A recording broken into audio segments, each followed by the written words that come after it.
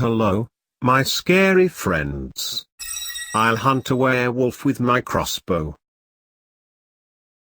Be sure to subscribe to my channel. I think the sightings first started up about 10 years ago.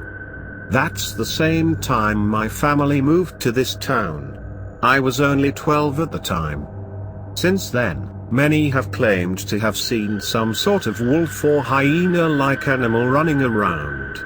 Supposedly, it roams the forest right next to our neighborhood at night. I went around and interviewed the eyewitnesses. Every description was the same.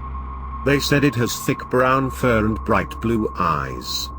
It also has the ability to stand on its hind legs and is about my height when fully upright.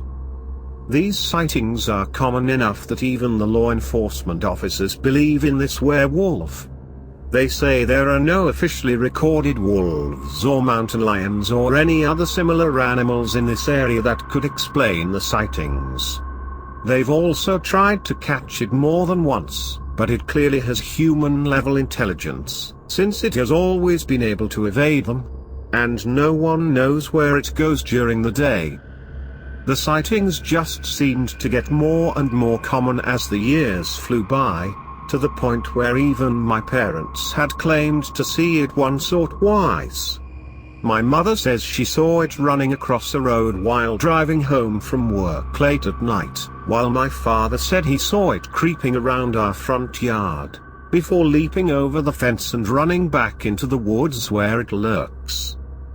Everyone in this town claims to have seen this werewolf at some point. Except for me. I don't believe in the thing. Why should I? Everyone knows eyewitness accounts are the least reliable form of evidence since they can easily be fabricated, exaggerated, or misinterpreted. That said, just recently, some extremely convincing physical evidence has been found. For instance, some people have photographed large footprints clearly canine in origin, but much larger than that of a fox or coyote. More gruesomely, hikers have been finding carcasses with their necks and spines violently snapped open with powerful bone-crushing jaws. Ever since these deaths turned up, everyone in town has been keeping their pets and livestock indoors at night for safety, especially since the creature seems to be losing its fear of humans, hence the recent sightings of it in urban areas. One of our elderly neighbors even claimed she saw it digging through her garbage right by her window.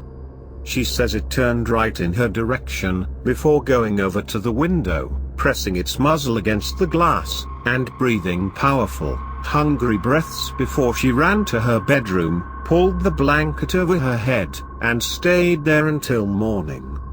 After hearing that story, I knew I had to get to the bottom of this. Even if it wasn't a werewolf, there was clearly something in our town wreaking havoc. Maybe a feral dog, or even an escaped hyena that someone was keeping as an illegal exotic pet. I decided I was going to try and catch the creature on film myself, no matter how difficult it would be.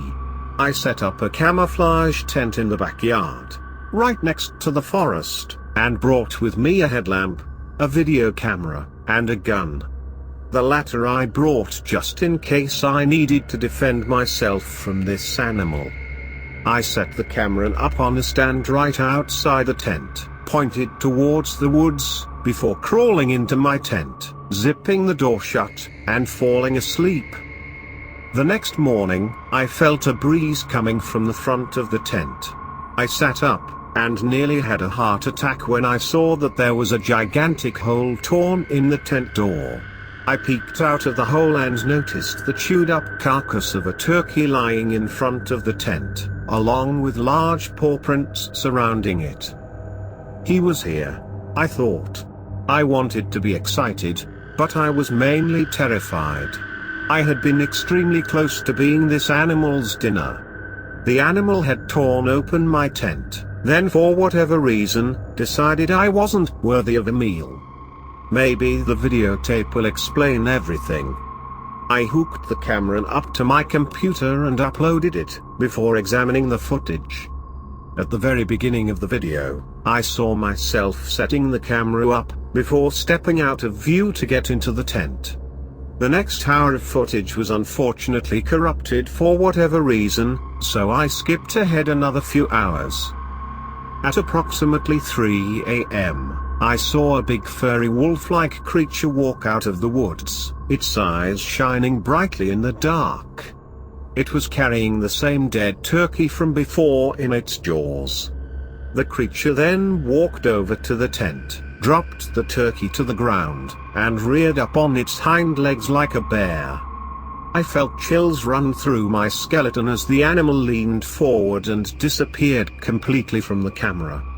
Not only had it torn open my tent, but it had crawled into the tent with me as I was sleeping. I held my breath, desperately waiting for the animal to come crawling out of my tent and run back to the woods where it came. But it never did. Instead, as the sun rose up over the backyard, I saw myself climb out through the hole in the tent, walk over to the camera, and shut it off. After the footage was over, I felt anxious and confused. Even though that shot of it entering the tent was out of view of the camera, I'd expect to see some sort of movement from its paws as it tore the tent open. It was as if the opening in the tent was already there when it entered the yard. Had it torn the tent open in the corrupted footage?